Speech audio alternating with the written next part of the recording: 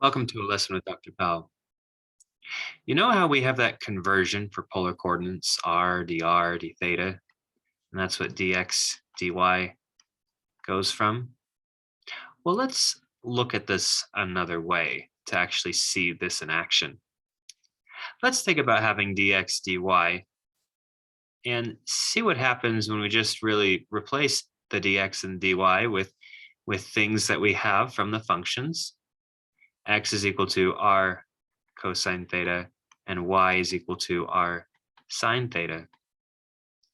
Okay, so this is like a function with like two outputs and two inputs. So its derivative is going to be like a matrix. All right. So with the columns representing which input we're working with, and the rows representing which output, since we have two outputs, we'll have two rows. Normally with one output, we just have a single row, but now we have two outputs here and here. So it's like we have a function of r and theta, which is the x, and let's just write its derivative down as we would. With respect to r, taking a derivative, partial derivative is just cosine theta. And now with respect to theta would be negative r sine theta. Okay, then we do similar thing for this one, sine theta, and then we have just r cosine theta. This is the derivative, and the rise is a dx dy, and that's equal to the derivative times matrix multiply the run, which is dr d theta. Okay, so this actually will tell us how to write dx out of this, right? How do you get this dx? You get it by doing top row, because really this was this was like the derivative of x, right? This top row is the derivative of x. So to find the rise of x, you take the derivative of x, and then you put the run in. So you're basically just putting that into that. We just kind of did this one and this one separately, but then put them in the same matrix. So really we're doing two derivatives at once. X is a function, y is a function, but we just kind of stack the two derivatives here to just see them that way. But that's really all this matrix is.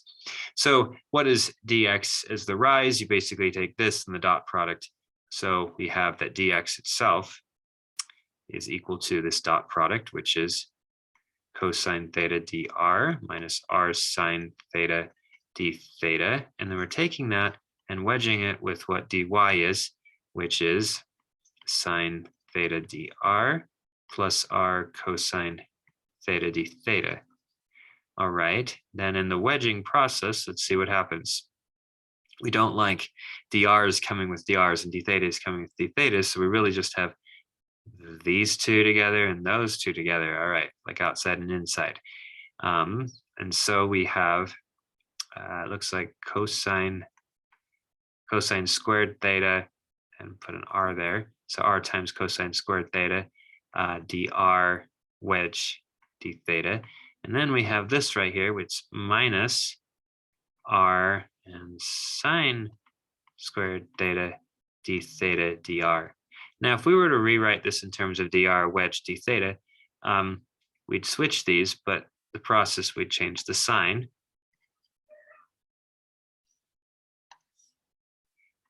And notice that we can factor out the dr d theta out of this, and we have r cosine squared plus r sine squared. Factor out the r as well. We get cosine squared plus sine squared, which is 1. And this just ends up being simply r dr d theta. So dx wedge dy is quite literally r dr d theta with this change of coordinates. All we needed was the wedge product and the derivative of x with respect to r and theta, and derivative of y with respect to r and theta. Just put it in and compute it, and we were able to get this nice conversion factor. Wedge products are amazing. Thanks for watching.